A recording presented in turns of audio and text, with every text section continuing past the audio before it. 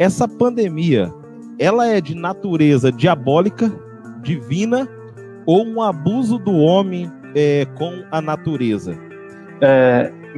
Cara, eu fiz uma enquete no meu Facebook, eu queria partilhar, cara.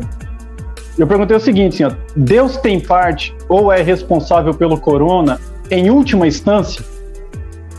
Cara, 67% diz que não. É um percentual alto, né? Isso me traz um alerta muito, muito grande de que a gente deve falar mais sobre a soberania de Deus, cara.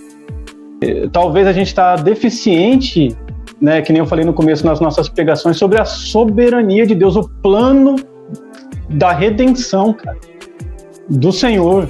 Eu não estou falando que é a situação desses que votaram, mas é um geral. A compreensão da soberania de Deus, ela tá urgente nos nossos cultos, cara, na nossa igreja, no nosso povo, porque numa pandemia dessa, a pessoa acha que Deus não tem parte nela. Cara, tem parte nela, né? Como o pastor falou, e como a gente declara nas nossas orações e nas nossas músicas, ó Deus soberano. Aí vem uma pandemia e fala, não, mas Deus, isso daí Deus não sabia. Deus, mas como é isso? Entendeu?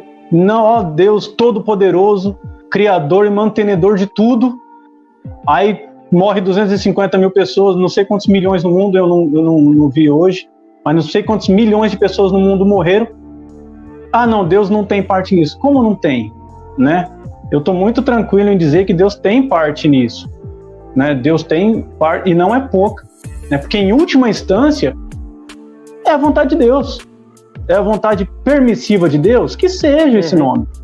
Mas Deus quis que a humanidade chegasse a esse ponto. Né? Deus falou, como o pastor falou, Deus previu, Deus falou, Deus determinou que a humanidade chegasse nesse ponto.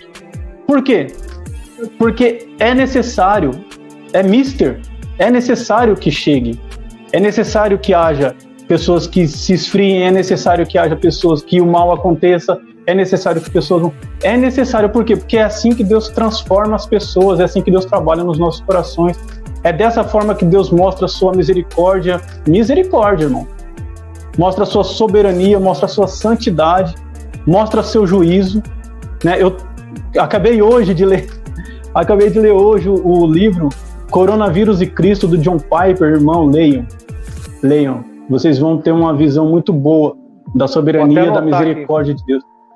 Tem PDF, irmão, vai na editora Fiel, faz um cadastrozinho lá, né? Eles vão mandar no e-mail, Coronavírus e Cristo.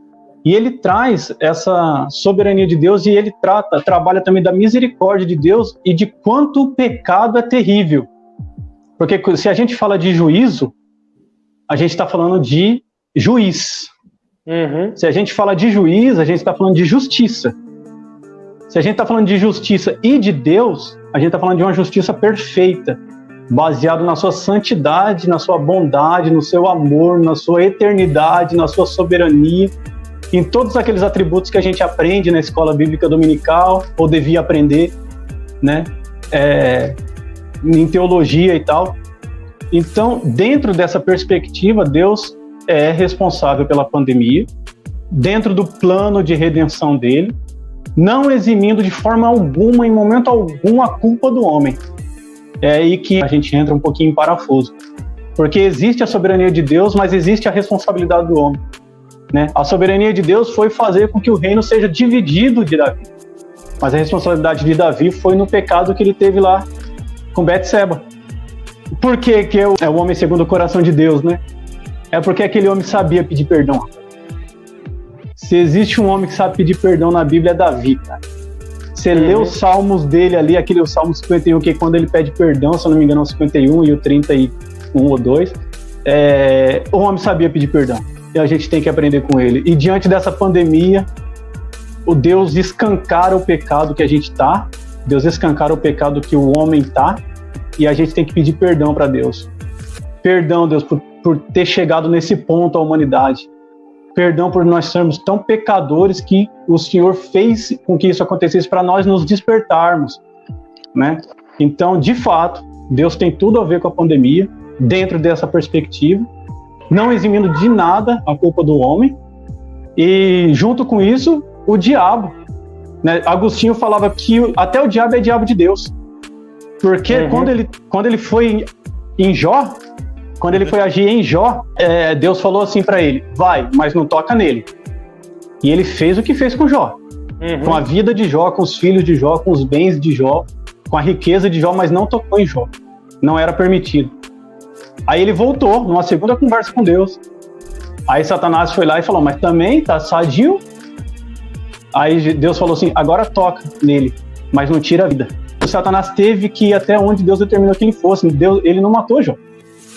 Ele foi até onde Deus determinou que ele fosse, na soberania de Deus. E o diabo não tem por onde passar e enganar Deus, né? Então, Deus é soberano, né? E eu acho que a soberania de Deus, a gente tá faltando ainda um bom caminho para a gente entender o que é a soberania de Deus.